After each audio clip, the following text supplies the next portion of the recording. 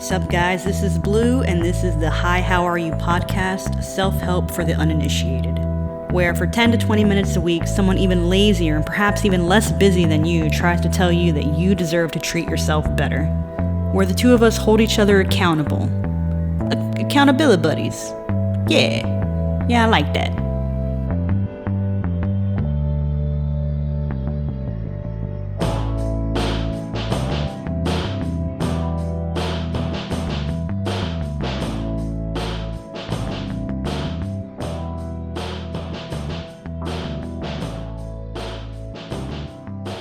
Do you remember the last time you tried to do something different in your life, and your family and friends were real condescending jerks about it? Okay, well, welcome to my everyday. When I started trying not to be so stubborn, predictable Amanda, I had a lot of people telling me, wow, so that's what you're doing now?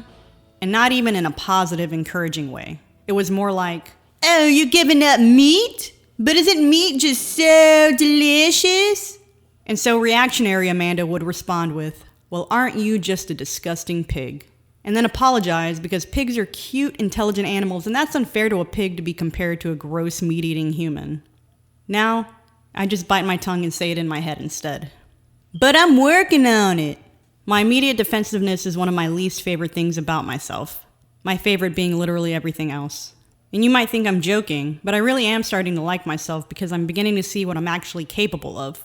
My entire childhood, I was treated like a special snowflake. I was told I was smart, creative, that I could do anything I wanted to. So I assumed that everything would just come easily to me. So when it didn't anymore, I became discouraged. If it didn't come easily, I just didn't do it.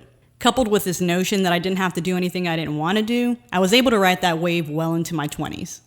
You really couldn't tell me anything. And I thought it was working pretty well for me until all of my friendships started to fall apart. After all, why should I be the one to change? I was the only person who mattered. I was allowed to be selfish. And my family was the biggest supporter of this selfish attitude for a long time. Not surprising coming from a lineage of mothers whose sole life purpose was to raise a good family while the father only did a fraction of the work, if any at all.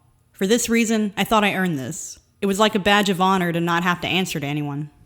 Go ahead, Amanda. You're allowed to be selfish. Yeah, I'd reply. You right. I was wearing my body thin. I was staying out late doing hood rat shit. Lots of drinking, smoking, just not taking care of myself. I mean, let's not get it twisted. I was having a lot of fun. I was enjoying the hell out of myself, but I wasn't actually doing anything to better my life, not really. After dozens of benders, I was done.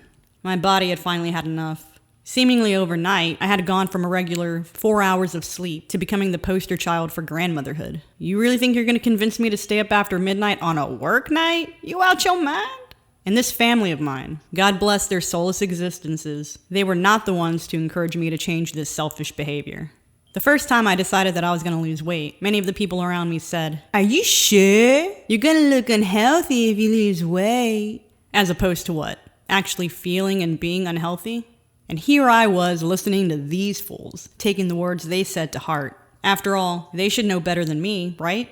But that's the thing about growing older and diverging off the path that your family's always expected of you. My family is pretty traditional and predictable. All you had to do was make it to middle school to not be a complete failure.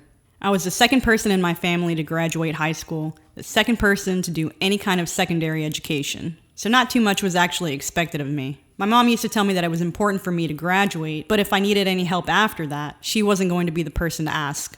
I love my mother. I know she means well, but her mother was born in 1925. My grandmother never went to school, didn't speak English. She did housekeeping at hospitals, hotels. So my mother could do almost anything education-wise, and it was already infinitely better than whatever my grandmother had done. My mom was actually pretty strict on me when I was younger. You know how you set high standards for yourself by always bringing home A's? Then one day when you get a B, you get interrogated like you were the one who pooped in the washer? Meanwhile, your subpar little brother who brings home mostly C's gets a party when he gets a B. Like, what kind of karmic bullshit is that? God, you poop in one washer and suddenly the universe is punishing you for it. But anyways, the point is that it's important to keep yourself surrounded by people who are happy to see you grow and willing to help you get there. People who take you seriously when you tell them you're working on a positive change instead of trying to talk you out of it. Easy example. Say you want to lose weight and the people you live with are not willing to make lifestyle changes to accommodate your growth. Hypothetically, you're a mother. Your kids, your husband are not crazy about the idea of cutting out red meat and heavy starches. No, I don't want to know what asparagus tastes like. Your husband is like, oh, come on, why can't we have pork chop weekends anymore? What am I supposed to eat with this loaded baked potato? So maybe you bend a few times a week. You still make pork chops and baked potatoes for your husband on Saturdays, but pretty soon, after the kid's throwing a fit about not having ice cream in weeks, you're back to your bad eating habits, because it's much easier to just do what everyone else wants, instead of understanding that you don't necessarily need them to support you to make your own food decisions. But if you are the husband in this situation, could be a friend, a roommate, a child, let's just say it makes it easier if you learn to support those you care about the most, especially when you recognize that it's for their own betterment. Don't be the reason for their resistance. You should be affirming their desire to create a more valuable existence for themselves. And one day, when you need it, maybe they'll be the one who flips that light switch inside of your head that's telling you it's time to try something different. So what do you do when your cheerleaders aren't up to the challenge? Listen, your friends can't be on 100% of the time. So don't let that be the excuse for not keeping up with your own lifestyle changes. So maybe your regular workout buddy isn't up to going to the gym with you today. Well, fuck that bitch, know what I'm saying? Go to the gym anyway. No one else but you is responsible for you. I know. Having a friend helps to hold you accountable, but ultimately, isn't it you doing all the hard work for yourself? Yeah, it helps to have your buddy with you, cheering you on. But if one day they happen to get hit by a falling tree branch and can't meet you at the park, you're gonna be all on your own. And you're not just gonna give up, are you? Tell you what. If you're ever feeling lazy, unmotivated, or about to make a not great decision, shoot me an email. blue@hihowareyou.us. The letter U, the letter S. Just say, "Sup, Blue, I really don't want to go to yoga today. The traffic sucks and I think it's gonna rain." And I'll respond with, "Stop making excuses and do what you gotta do." And then probably an angry face emoji followed by a smiley face so you know I'm joking. So where can you find these mythical life cheerleaders? Can you purchase one from Target? Or is it a little more niche than that? I don't know if you realize it, but these people are everywhere. What exactly are you trying to accomplish here? Tone up? Lose weight? Eat better?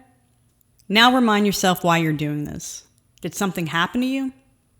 I know a lot of people sometimes drastically change their eating habits out of concern for their health, so maybe this was the catalyst for you.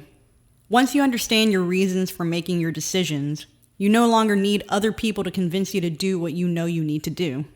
But yeah, it's good to find some like-minded people, someone who can pull the stick out of your butt when you're having a bad day. If you're trying to get into a workout habit, meet people at the gym, at the park, get a gym membership, find a personal trainer if you can afford it, join online forums and meetup groups.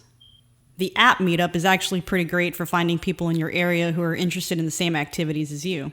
This is how I found people in Houston who were looking for other casual bike riders. Facebook is also pretty useful when you're looking for other people to share interests with. The internet has removed the barrier for human beings to find other human beings, regardless of where they are in the world. With the internet, you can find someone halfway across the globe who listens to the same kind of music as you. Only you know the reasons for the choices that you make, so ultimately it's up to you. I know sometimes there's a little bit of an intimidation factor that comes along with meeting people, but eventually you're just gonna have to get over it. Because even though we can find these cheerleaders everywhere, you're the biggest one that you have. And probably the only one that you can count on.